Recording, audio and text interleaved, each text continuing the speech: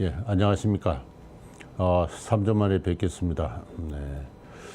네. 오늘 환상의 나라의 주제는 20세기 초로 다시 거슬러 올라가겠습니다.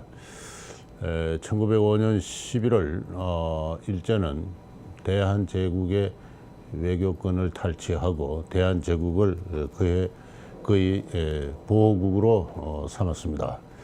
그 5년 뒤 1910년 8월 달에 일제는 대한제국을 그의 영토의 일환으로 병합했습니다. 이후 35년간 식민지의 역사가 펼쳐졌습니다. 이 사건을 두고 이 충격적인 비극적인 사건을 두고 당시 한국 사람들은 1905년 그때부터 소수의 친일 매국노가 나라를 팔아먹었다, 그렇게 생각했습니다. 그런 생각은 지금까지도 변하지 않고 오늘날 대부분의 한국인도 대한제국이 망한 것은 이완용을 비롯한 매국노들의 소행이다, 그렇게 생각하고 있습니다. 중고등학교 역사 교실에서 그렇게 가르치고 있을 뿐만 아니라 지난 노무현 정부는 친일 반민족 행위 진상 규명을 위한 특별법을 제정을 해가지고 반민족 친일 세력의 행적을 조사를 하고 명단을 공포를 한 적이 있습니다. 그때 그 특별법 가운데 을사조약, 그러니까 1905년에 외교권을 탈취하는 을사조약, 그리고 1910년에 그 병합, 그 한일 합방조약이라 합니다만, 이 을사조약과 합방조약을 조인하거나 체결한 자, 이러한 그 항목을 두어가지고 이완용 등 이른바 매국노들, 특히 그 민간 단체로서 합방을 주장했던 일진의 간부 한 200여 명을 친일 반민족 세력으로 단죄한 바가 있습니다. 저는 이와 같이 대한제국이 망한 것이 소수 반민족 친일 세력의 소행이다, 특히 이완용을 비롯한 을사오적신이 나라를 팔아먹은 까닭 때문이다라는 역사 인식에는 많은 문제점이 있다고 생각을 합니다. 우선 첫째는 이것이 조약이 체결되는 과정 그 자체의 사실 세밀한 관찰에 입각한 인식이 아니다는 점. 더구나 이 한 나라가 망하는 것을 소수 몇 사람의 음모적 어떤 행위에 의해서 행위로 이해하는 것 자체가 대한제국의 패망, 그리고 이후 우리 한국인들이 35년간 일제에 억압하여서 식민지적 지배를 받았던 그 사실이 갖는 엄청난 중대한 의미, 그로부터 우리가 얻을 수 있는 역사적 교훈을 심각하게 오도하는, 어떤 의미에서 무시하는 그러한 소치일 수도 있다, 그렇게 생각합니다. 그런 점에서 오늘 이 환상의 나라 이 제목을 누가 나라를 팔았는가 그렇게 잡아봤습니다. 그래서 나라를 팔은 주범이 누군가, 다시 말해서 대한제국이 패망하게 되는 진정한 원인은 어디에 있는가 하는 그러한 문제가 되겠습니다. 그런 뜻으로 오늘의 강의 제목을 누가 나라를 팔았는가 그렇게 잡아봤습니다. 우선 1905년의 국제정세에서부터 좀 다시 이야기를 시작해 볼까 합니다. 다들 알다시피 일본과 러시아가 전쟁을 시작한 것이 1904년 2월 달입니다. 그 전쟁에서 일본은 승리를 했습니다. 그래서 승리가 임박한 1905년 7월 달에 미국의 특파 대신 윌리엄 테일러라는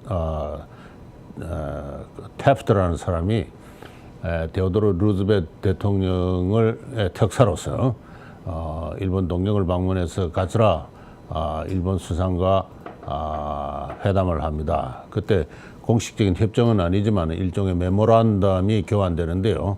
이 게트라 타프타 협정이라 그럽니다. 그 세 가지가 있는데요. 첫째가 일본은 미국의 식민지인 필리핀에 대해서 야심을 표명하지 않는다. 두 번째는 극동의 평화를 위해서 일본과 미국과 영국이 사실상의 동맹관계를 맺는다. 그렇습니다.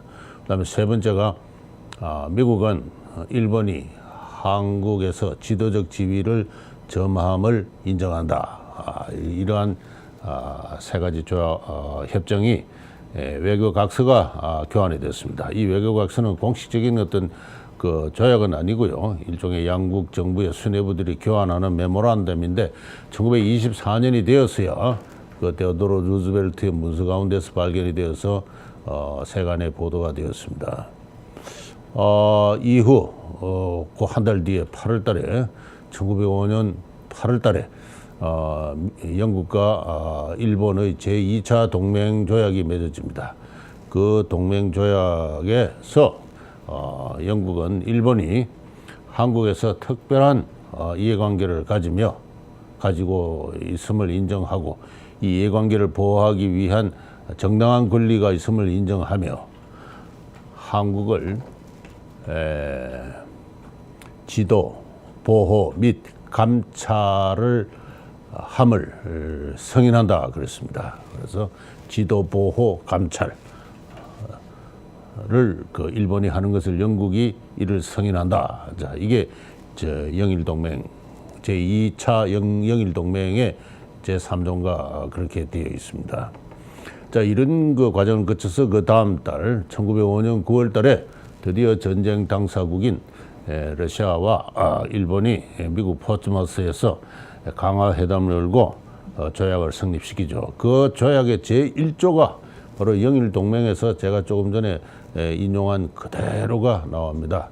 러시아는 일본이 한국에서 매우 탁절한 이해를 가짐을 승인을 하며 이 이해를 보호하기 위한 여러 가지 행위가 정당한 권리임을 인정하며 한국을 지도, 보호, 감리함을 승인한다. 그렇게 했습니다. 다시 말해서 강화조약의 제1조가 한국에 대한 보호, 지도, 감리의 권리를 두고 두 나라가 전쟁까지 했다. 그런 뜻입니다. 그 전쟁 결과 일본이 승리를 했으니까 러시아가 이를 인정한다 하는 그런 것입니다.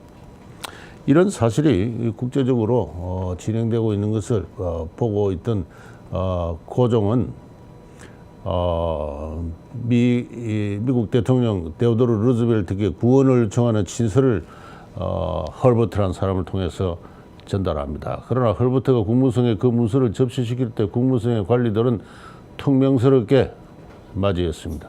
뭐 우리가 한국을 위해서 미국, 일본과 전쟁이나 하자는 말이냐. 그래서 그 문서를 사실상 묵살을 합니다. 그 전에 미국 정부는 1905년 6월 달에 알렌 공사를 소환을 합니다. 알렌은 반일적인 입장을 취하고 있었습니다. 그래서 알렌을 소환을 하고 한국 정책을 내부적으로 결정을 합니다. 그래서 미국 대통령, 국무장관 등이 모인 자리에서 자신을 보호하기 위해서 팔뚝을 한번 휘두르지 않는 저 한국을 우리가 보호할 필요는 없다. 그래서 동양의 평화를 위해서 한국은 일본의 보호하에 들어가는 것이 좋다 하는 그런 결론을 내립니다. 그런 결론을 내리고 이제 1년의 과정이 진행되어 왔고 고종은 뒤늦게 테오도르 루즈벨트 등에게 구원을 요청했지만은 아무런 대답을 듣지 못했습니다. 드디어 그해 11월 달에 일본의 특파 대신 이토 히로부미가 서울에 옵니다. 11월 11일. 그죠? 그리고 그 전에 이른바 제2차 한일 회박이라는 안이 한국 정부에 이미 접수가 된 상황이죠. 거기서는 이제 한국의 외교권을 일본이 이를 접수해서 관리한다, 행사한다. 그와 같은 내용입니다. 서울에 도착한 이토가 고종 황제를 알현을 하는 것이 11월 15일 오후 5시입니다. 그리고 이후 3시간 반 동안 두 사람이 이야기를 해요. 통역만 양쪽에서 한 명씩 배석시킨 채 3시간 반 동안 이야기를 합니다. 그 이야기를 그 과정에서 모든 결론이 났다 이렇게 이야기됩니다. 그 이완용과 저 고종 황제와 이토 히로부미는 이전에도 몇 차례 그 이야기를 나눈 적이 있는 서로 잘 아는 나이도 비슷하고 어떤 의미에서 친한 사이라고 할 수가 있습니다. 그래서 무슨 이야기를 어떻게 나누었고 이후의 과정이 18일 새벽까지 어떻게 진행됐는가에 대해서는 제가 이 책을 소개하고자 싶습니다. 이 이완용 평전이라는 이 책인데요. 윤덕한이라는 분이 쓴 책입니다. 제가 이 제목만 보고 사면서 반신반의했습니다. 뭐 국내에 나와 있는 여러 가지 평전이 있는데요. 뭐 이등방문에 관한 이토 히로부미에 관한 평전도 있고 한데 그 읽어보면은 어떻게 뭐 평전이라기보다는 뭐 소설도 아니고 뭐 일종의 기괴한 어떤 난필에 가까운 그런 것들이 대부분이어서 이완용 평전을 제가 이걸 사면서도 그렇게 기대를 안 했는데 읽는 과정에서 깜짝 놀랐습니다. 이 윤덕한이라는 분은 경향신문사에서 여러 정치부 부장까지 지내다가 550 때 언론 탄압 때 해직 기사로서 고초도 겪었고 이후 복직해서 정년 퇴직한 다음에는 민족문제연구소라는 곳에서 연구원으로 재직하고 있는 1946년생의 그 언론인 출신입니다. 이분이 그 기자로서의 그 프로적인 어떤 근성을 발휘해가지고 1905년 이 얼사조약이 체결되는 과정을 세밀하게 관련 문서를 망라적으로 섭렵을 해서 정리를 했습니다. 이분하고 저하고는 역사를 바라보는 관점이 다릅니다. 그러나 저는 이분이 망라적으로 섭렵해서 확인한 그 사실, 실정적인 기초, 그건 대단히 강건하다, 그죠? 대단히 로버스트하다라고 제가 평가를 합니다. 그래서 관점의 여하를 떠나가지고 사실이 어떻게 진행됐는가에 대해서는 제가 아는 한 이 책을 능가하는 국내의 다른 책은 없다 하는 그런 식입니다. 이분은 한때 애국자, 망고의 매국노, 이완용을 그렇게 합니다. 이완용은 우리가 생각하는 것보다 이상으로 훨씬 복잡한 사람이다. 복잡한 사람이다. 그는 애국자였다.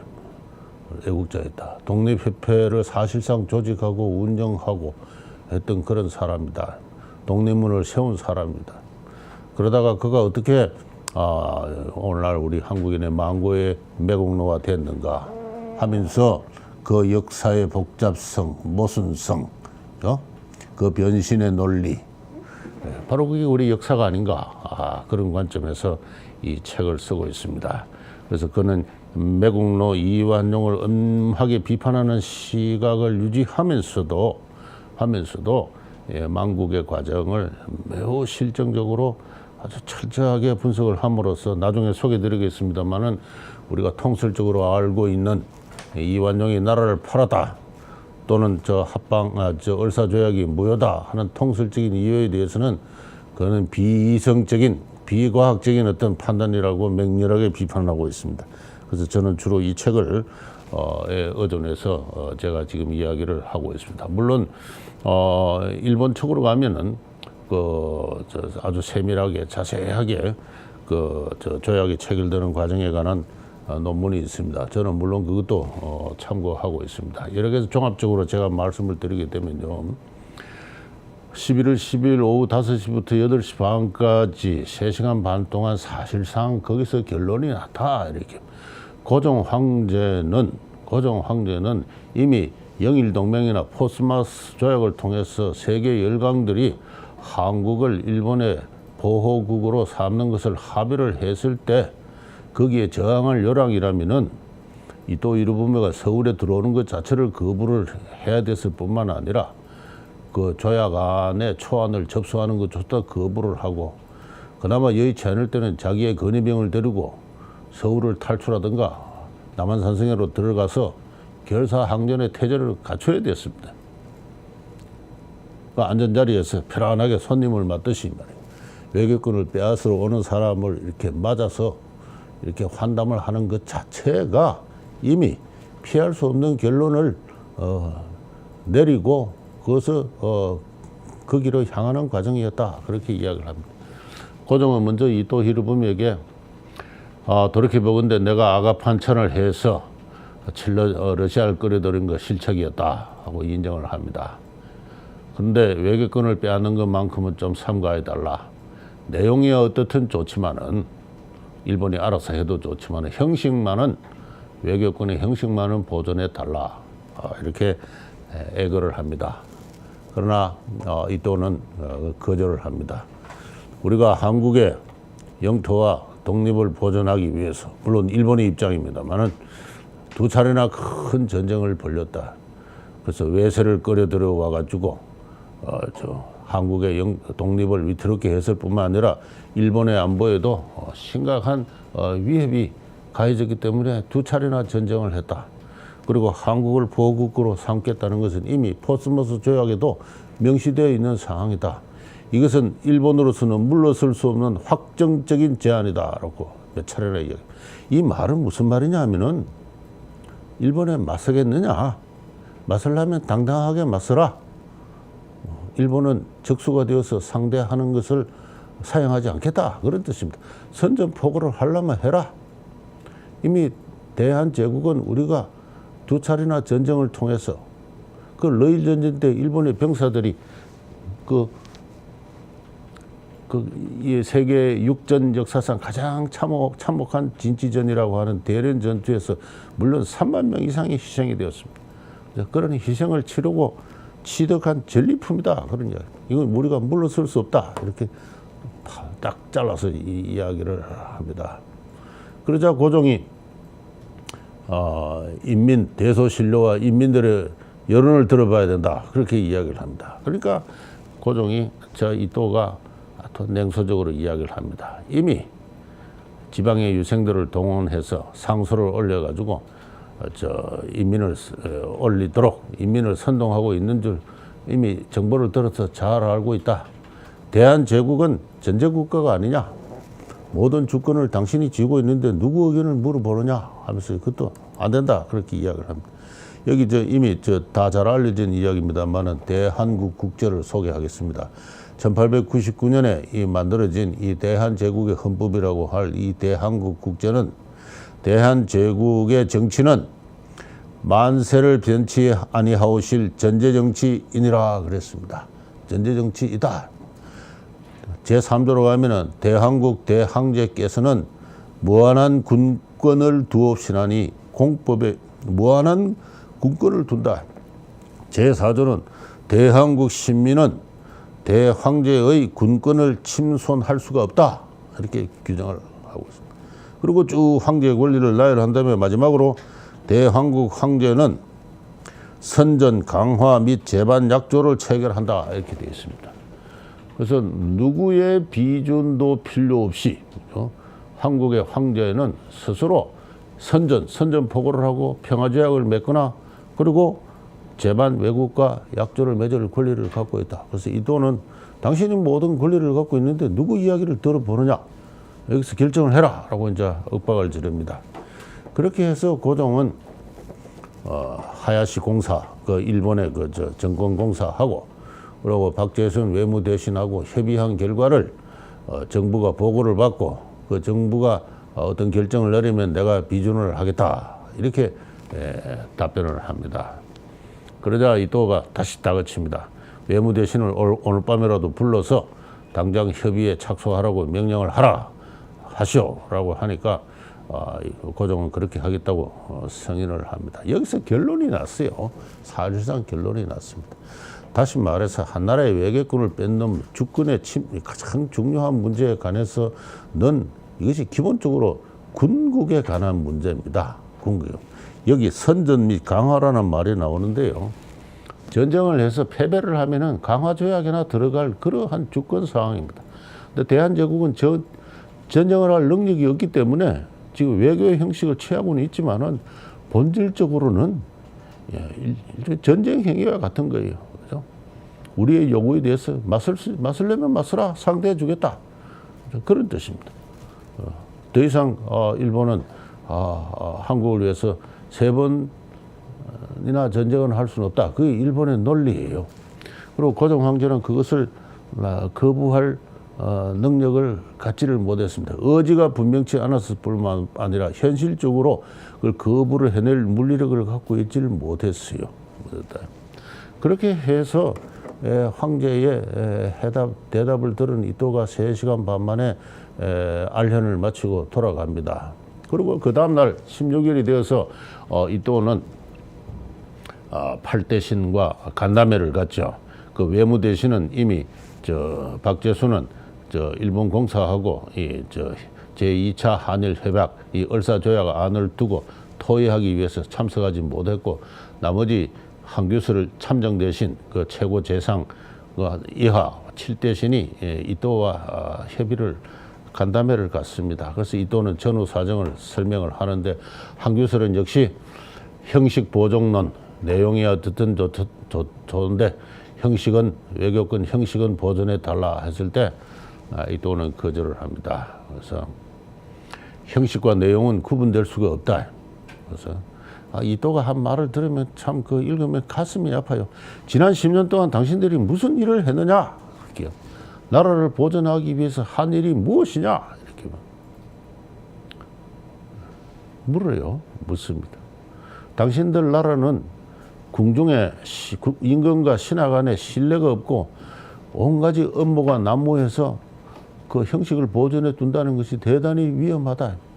다시 한번 다른 나라와 마음대로 조약을 맺어서 일본이 또다시 전쟁을 하게 할 수는 없지 않느냐 하는 그러한 논리입니다. 다 잘 알다시피 일본은 한국을 자기들이 양보할 수 없는 이익선이라고 간주합니다. 자기들 나라를 지키는 것은 주권선이고 이 주권선을 방어하기 위해서는 어떤 이익선이 있다고 생각하고요. 그렇죠. 일본 육군을 창설한 그 야마가다라는 사람이 그런 일본의 어떤 의미에서 지금까지도 변치 않는 일본의 어떤 방어 전략이라고 할 수 있는데 이 한반도에 일본의 중대한 이익선이 걸려 있는데 이 이익선이 일본의 적대적인 세력, 특히 러시아에서 점유되는 것은 일본으로서는 용납할 수 없다 하는 그러한 입장이죠. 그러한 입장에서 일본은 이제 2차례나 전쟁을 했다는 이야기고 더 이상 물러설 수 없다는 그런 이야기고 한국이 지난 10년 동안 한 일이 무엇인가라고 따져 묻습니다. 이때 한교설은 끝까지 나는 반대한다고 이야기를 했고요. 그 중에 이제 듣고 있던 이완용이라든가 권중현, 이완용 학부 대신 권중현 군부 대신 이런 사람들이 사실상 한국의 책임을 인정을 합니다. 인정을 하고 오늘날에 이런 사태에 이르게 된데 우리의 책임이 있다라는 인정을 하고 사세가 일의 형편이 이러할진데 또 임금께서 이미 협상 타협하라고 명령까지 내리셨는데 어찌 이 협약안을 무시할 수 이것을 피해갈 수 있겠는가 하는 그런 입장을 표명하면서 다만 이 협약안에 일본이 제시한 협약안에 문제가 많다. 고칠 점이 많이 있다라고 하니까 이또는 그런 것은 협의하자 이렇게 이야기를 합니다. 그렇게 해서 그 간담회가 끝이 나요. 그게 16일 오후에 있었던 일입니다. 그리고 17일 드디어 이제 운명의 날이 찾아왔어요. 그 17일 오전에 일본 하야시 공사하고 팔대신이 만나는 자리입니다. 거기서 팔대신 한교설을 재상으로 하는 이 팔대신은 다시 이 조약은 불가하다 하는 것을 강하게 입장을 합니다. 하야시는 당신들 나라 황제가 이거를 협상 타협해서 처리하라고 했는데 논의에 임하지 않는 게 무슨 일이냐 해서 거기서 굉장히 언쟁이 벌어지요. 안 되겠다. 다시 고종 황제한테 가자. 황제에게 알현을 신청을 합니다. 그렇게 해서 황제와 팔대신과의 의전회의가 열려요. 하야시 공사는 밖에서 이제 기다리고 이 한 2시간 동안 있었던 이 의전회의에서 의전회의가 그 의전회의의 내용은 잘 알려져 있어요. 그것만 보고 이제 사람들은 이완용 등을 그 매국노라고 이렇게 이야기를 합니다만은 그 의전회의의 내용은 이렇습니다. 좀 고종이 하문을 해요. 자, 이 일본이 제시한 협약안에 대해서 어떻게 하면 좋은가 물으니까 팔대신이 모두가 이거는 불가합니다라고 이야기합니다. 불가합니다. 완강하게 불가합니다. 그렇게 이야기를 해요. 그런데 이완용이라는 사람이 이야기를 합니다. 예, 불가한데 이 조약의 체결권자는 임금께시니까 만약에 부득이해서 조약을 체결하실 요량이라면은 다음과 같은 사항에 주의를 해 주십시오 해서 통감의 권한이 불분명하다. 그죠? 외교에 한한다는 걸 명확히 해라. 그 다음에는 이제 군부 대신 권중현이라는 사람이 일본은 어떠한 경우에도 한국 항실의 존엄과 안녕을 보장한다는 것 집어넣어라. 그렇게 이야기를 합니다. 그렇게 해서 고종이 그 참 좋은 생각이다. 협약안을 무조건 거절하는 것은 이웃의 도리가 아니다. 그렇게 이야기를 합니다. 그렇게 해서 학부 대신과 군부 대신이 좋은 이야기를 했으니까 협상을 해가지고 타결을 지으라고 명령을 하는데, 그러나 이완용이나 권중현은 이거는 우리가 불가하다는 입장을 고치는 건 아닙니다. 조약 체결권자는 임금이니까 임금께서 이 점을 좀 유념하시라고 이야기한 것 뿐입니다. 임금이 황제가 협상 타결을 하시오라고 명령을 하니까 황규슬 이하 8대신이 불가합니다 하고 전부 퇴청을 해요. 그러니까 임금이 다시 황규슬하고 외무대신 박재순을 불러요. 그래서 그 세 사람이 뭘 이야기했는지는 확인이 되지 않은데 아마 임금이 좀 화를 냈을 것 같습니다. 이 종사가 이렇게 어려운데 너희들만 살려고 지금 발을 빼느냐 한번 힐책을 하면서 협상 타결하라. 이렇게 이제 지시를 했겠죠. 그렇게 해서 이제 밖에 나와서 이 하야시 공사가 기다리고 있는 자리에서 야, 어전회의 결과가 어떠냐 물으니까 황교슬이가 임금이 협상 타결하고 하라 했지만 우리는 절대 불가다 이렇게 대답을 해요. 그 일의 진행이 안 되는 겁니다. 진행이 안 된다. 그렇죠? 그때 이토 히로부미가 나타나요. 조선군 사령관을 대동하고 나타나서 그 자초지정을 가만히 듣더니 안 되겠다. 임금을 다시 만나자. 그래서 고종한테 알련 신청을 합니다. 그때 고종은 몸이 아프다 하는 핑계를 대고 경들이 잘 알아서 협상 타결을 하라라는 지시를 내지가 국내부 대신을 통해서 내려옵니다. 여기 관한 일본 측 사료를 보면은 이토에게 중간에 들어가지고 일을 잘 처리하도록 그 방안을 강구를 하시오라는 그런 내용의 뜻도 있다. 그런 거죠. 내지가 내려와요. 그 뒤로는 이토가 사실상 주관을 해서 한 사람 한 사람한테 의견을 묻습니다. 한교슬은 나는 반대요. 외교선 나는 반대지만 임금이 명령을 하니까 어쩔 수 없다. 또 한 사람 반대하고 나머지 5명은 조약 안에 문제가 있다. 문제가 있다. 그럼 뭐가 문제냐? 그래서 한국 황실의 안녕과 존엄을 보장한다. 이거를 조약을 추가해라. 좋다. 그리고 이완용이라는 사람은 통감의 권한이 불분명하다. 이거를 외교에 한정을 해라. 그것도 좋다. 이렇게 해서 이제 이토가 일일이 문안을 수정을 합니다. 수정을 해서 이제 다 됐다. 이제 3대5로 가결이다. 그죠? 가결이다. 물론 내각 자체가 가결할 권한은 있는 건 아닙니다. 어디까지나 자문기구인데 자문회의에서 그래도 자문이 가결된 겁니다. 그렇게 해서 이제 조안을 고종 황제 다시 국내부 대신을 통해서 올려요. 그러니까 고종 황제가 좋다, 다 좋은데 한 가지 빠졌다. 대한제국의 실력이 다시 부강이 회복되면은 그때 외교권을 돌려주는 취지를 명확히 하라. 그래서 이또는 그거 좋다. 내가 원래 15일 만나서 고종한테 황제한테 이미 한 이야기이기도 하고 또 어제 대신들과의 간담회에서도 그런 이야기가 나온 바 있다. 그렇게 해서 또 이또 자신이 또 문안을 수정해요.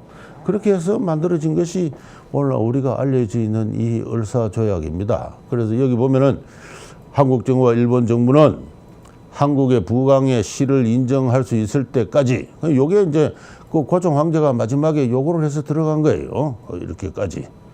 그래, 다음과 같이 약정한다. 이렇게 하고, 그 다음에 중요한 것만 말씀드리면은 통감은 전적으로 외교에 관한 사항을 관리함을 위하여, 요게 이제 이완용이가 주장해서 집어넣은 겁니다. 집어넣은 것이고, 제5조는 권중현이라는 군부 대신이 주장해서 일본국 정부는 한국 황실의 안녕과 존엄이 유지하기를 보정함. 이렇게 했습니다. 이렇게 그러고 뭐 한두 개 문안이 또 더 수정된 게 있는데 더 이상 이야기하지 않겠습니다. 이렇게 수정을 해요. 수정을 해서 됐나? 다 됐다. 고종 황제도 좋다. 자, 이렇게 해서 필사들을 불러서 이제 정서를 시작합니다. 그래서 그 장면을 보고 이토가 퇴거를 하는 것이 18일 새벽 1시예요. 그리고 다 관리들이 필사를 하고 나니까 박재순이가 관인을 갖고 오라 해서 관인을 날인을 하고 해서 합니다. 그래서 이렇게 해서 조약이 체결된 거예요.